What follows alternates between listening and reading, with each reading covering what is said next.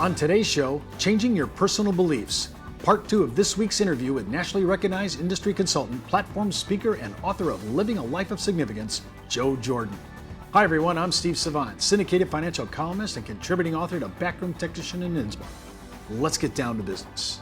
Well, I'm back with Joe Jordan again, and of course I want to talk about his book, Amazon.com. It's huge, 50,000 sales, 4 different languages. His book, Living a Life of Significance. Joe, this is really a huge book. It's touching so many people, and now it's going into different languages. But when we were talking about yesterday, you're kind of giving us the global view, the kind of 30,000 foot view. But for the everyday rep, it sounds like you want him to change his beliefs. That's going to be a little tough for us guys like me that have been in the business a long time. Talk about that. Yep, you're exactly right, but I think it's something that's necessary, and I'm going to deal with it in 2 parts.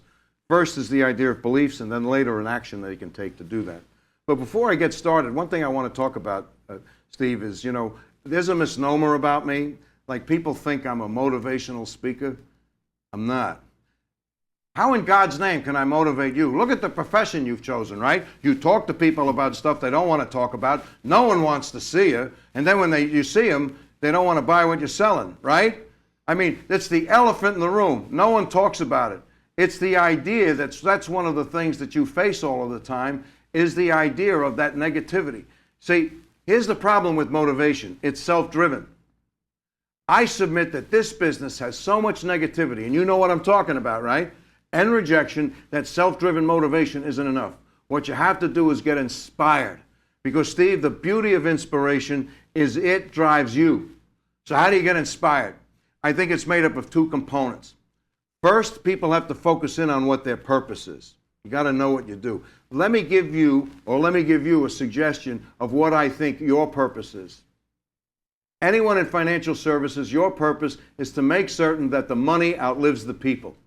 That the money outlives the people. See, you have to insure against what can go wrong to gain the luxury to invest in what goes right. And now, what about your value proposition? The value of the advice you provide and the products you sell is worth far more than what your clients pay for it. Price is only an issue in the absence of value. And let's explore your value. You represent intrinsic value. And intrinsic value is not measured by how much money you make, but by the size of the problem that you can solve. You tell me a profession that solves problems bigger than this. You protect the innocent if someone dies prematurely so that people have peace of mind. You can provide people with a worry-free retirement, with an income they can't outlive so that they can maintain their independence. You protect that income if they get sick so that they maintain their dignity. And finally, you provide a legacy when they die. Tell me a profession that does more than that. But what I was talking about, Steve, is in our culture, we don't spend a lot of time focusing on that. I mean, you got to believe it, because your beliefs drive your behavior. Your beliefs drive your behavior.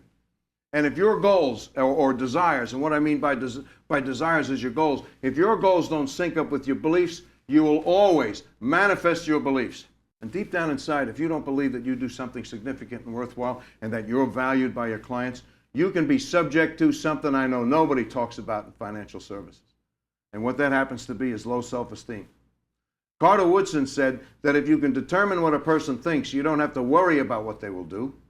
Because if they assume a low position in life, you don't have to tell them to take a low position in life, because they'll get there all by themselves. If you can make someone feel like an outcast, you don't have to ask them to get up and go out the back door. They'll get up and do it on their own. And if there is no back door, their very nature will demand one. All chronic production issues are behavioral. Therefore, you have to deal with your behavior. So how do you do that? Steve, I'm convinced that reps out there and companies have to create a culture that celebrates the potential impact that they can have on others. Notice I said a culture and not a strategy, okay? Culture beats a strategy any day. And by the way, if you're in management, culture manages when management's not there. What we have to do, see, this is something athletes do all the time. They visualize scoring the touchdown or scoring the basket. They begin to focus in on the potential impact they have on others. So what are some of the actions you take? First, you make sure you go to $1 Million Roundtable every year. They not only talk about sales ideas, but our obligation to others, and it's global in nature. Get the Life Foundation videos, because it shows beneficiaries and the impact that someone in our business has had on them. Also, make certain that you meet now and then. Why don't you bring a beneficiary into the office? I'm not saying obsess yourself with it, but we don't do these things. It's the idea of this, because here's something that's important. When you change the way you see things, the things you see change. And that's why we have to begin to do that. And I'll give you some examples, okay? There was a top producer at MetLife, okay, and he's down in the Philadelphia area.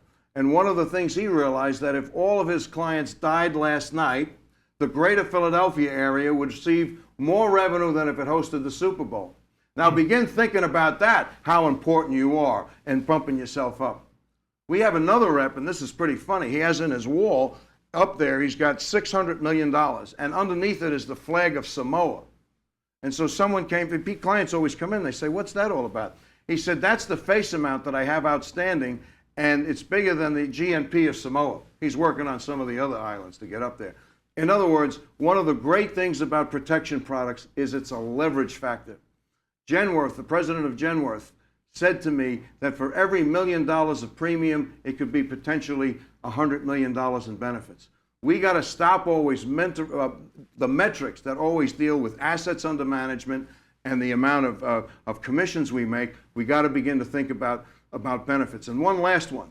Congress is a tough nut, right? They don't particularly like our business, Steve, right?